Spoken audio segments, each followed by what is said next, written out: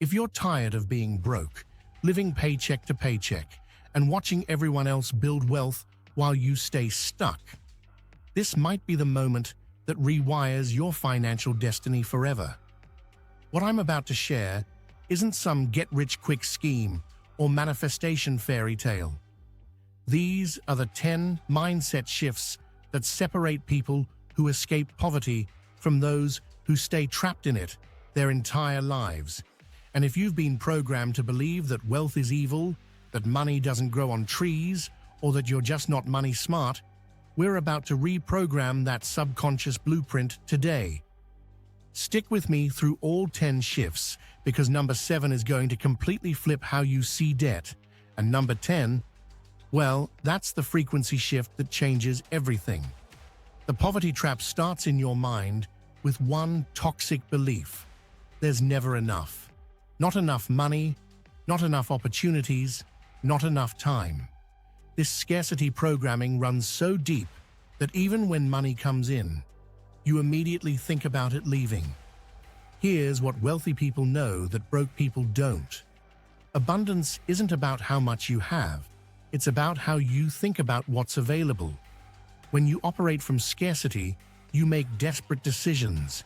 You buy things you can't afford because you think it's your last chance. You stay in dead-end jobs because you believe nothing better exists. The shift: start seeing money as energy that flows.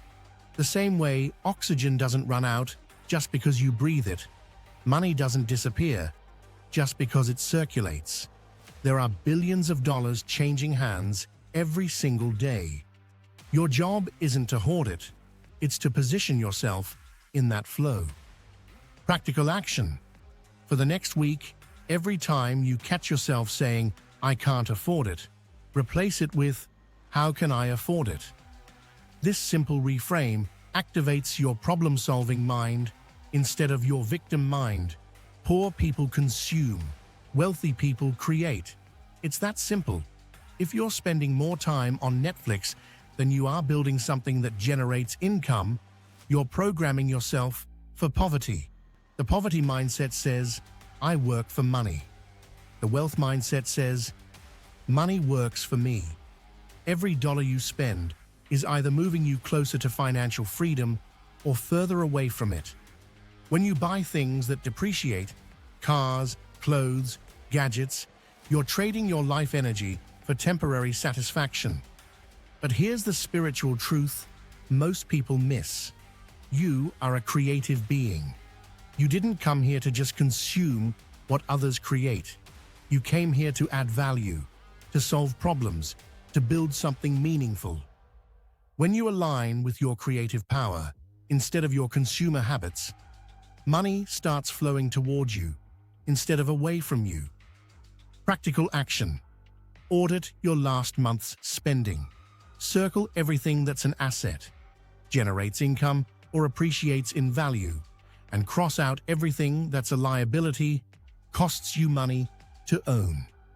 The ratio will shock you. Start shifting the balance. This one's going to hurt, but it needs to be said. If you're in debt, you're not building wealth, you're building someone else's wealth. Every payment you make on a credit card, every car loan, every student loan payment is you literally transferring your energy to someone else's bank account. The poverty mindset says, debt is normal, everyone has it, it's just the way things are. The wealth mindset says debt is an emergency. It's financial quicksand that pulls you deeper the longer you stay in it. Here's the energy shift. Debt isn't just about numbers on a statement. It's about mental and spiritual bondage. When you owe money, part of your consciousness is always worried, always calculating, always stressed. You can't tap into your full creative potential when you're operating from a place of financial fear. The wealthy understand that cash flow, not credit, is real power. When you have money flowing in that's greater than what's flowing out, you have options. You have peace. You have the ability to take risks and make investments. Practical action. List every debt you have, not just the minimums, but the real cost over time. Then get angry. Let that anger fuel your commitment to becoming debt-free, no matter what it takes. Stop asking what things cost and start asking what they're worth. Poor people buy based on price. Wealthy people buy based on value. This shift alone will transform how you spend money. When you buy the cheapest option, you usually end up paying twice. Cheap shoes that fall apart in 6 months cost more than good shoes that last 5 years. A cheap car that breaks down constantly costs more than a reliable used car. But here's the deeper truth. This isn't just about money. It's about how you value yourself. When you constantly choose the cheapest option, you're programming your subconscious to believe you're only worth the minimum. Your outer world reflects your inner beliefs. The energy of money responds to quality consciousness. When you start choosing quality over quantity, when you invest in things that last, that appreciate, that serve you well, you're aligning with abundance frequency. Practical action. Before any purchase, ask yourself, is this the cheapest option or the best value? Calculate the cost per use, the long-term benefits, and the energy it will save or drain from your life. Here's a hard truth. Your network determines your net worth. But most people surround themselves with other broke people who reinforce poverty thinking. If everyone around you is complaining about money, making excuses, and living paycheck to paycheck, that's your normal. The people you spend time with are either lifting your financial frequency or dragging it down. There's no neutral.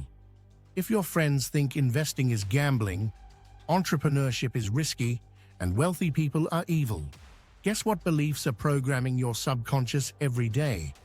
Wealthy people don't just have money, they have wealthy minds. They think differently, they see opportunities differently, they handle problems differently.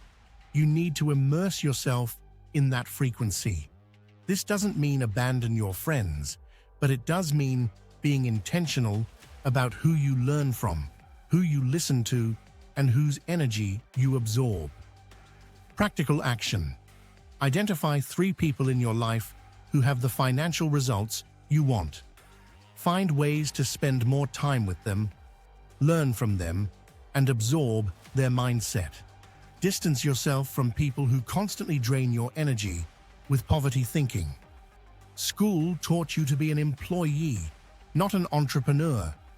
You were programmed to follow instructions, not create opportunities. The education system literally trains you for poverty by teaching you to trade time for money instead of creating systems that work without you. But here's what they never taught you. One stream of income is a setup for financial disaster. If that stream stops, you're broke. Wealthy people have multiple streams of income because they understand that security comes from diversity, not from a single paycheck. The shift is from job security to financial security. Job security is an illusion. Companies downsize, industries change, technology disrupts everything. But if you have multiple sources of income, you're anti-fragile. You actually get stronger when things get chaotic. Every skill you have can become a source of income. Every problem you can solve can become a business. Every passion you have can become profitable. The question isn't whether you have what it takes, it's whether you're willing to start before you feel ready. Practical action. Identify 3 skills you have that could generate income outside your job. This week, make $1 from something other than your primary job. It doesn't matter how small. The energy shift from earning your first dollar outside the system is massive. This is the shift that separates pretenders from the real deal. Debt is not a tool for building wealth. It's a trap that keeps you paying interest instead of earning it.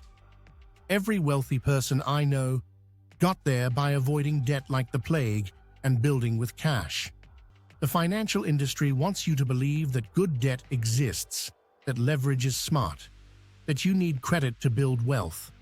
That's propaganda designed to keep you paying them interest for the rest of your life. Here's the truth. When you finance something, you don't own it. The bank owns it. When you pay cash, you own it completely. Cash gives you power, options, and peace of mind that credit can never provide. The energy of cash is different from the energy of credit.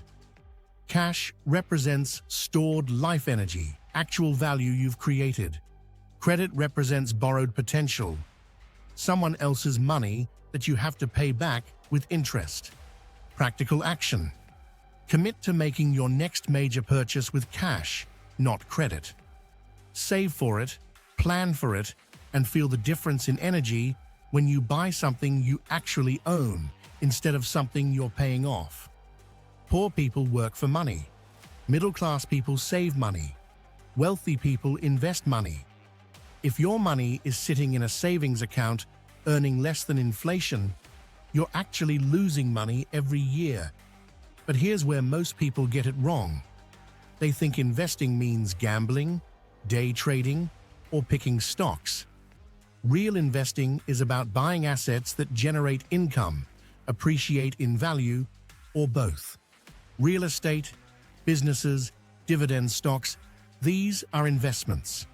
Crypto speculation and lottery tickets are not. The wealthy understand that your money should work harder than you do. While you sleep, your investments should be generating income. While you're at your job, your assets should be appreciating. This is how you break free from the time for money trap. The energy shift happens when you stop seeing money as something to spend and start seeing it as something that reproduces.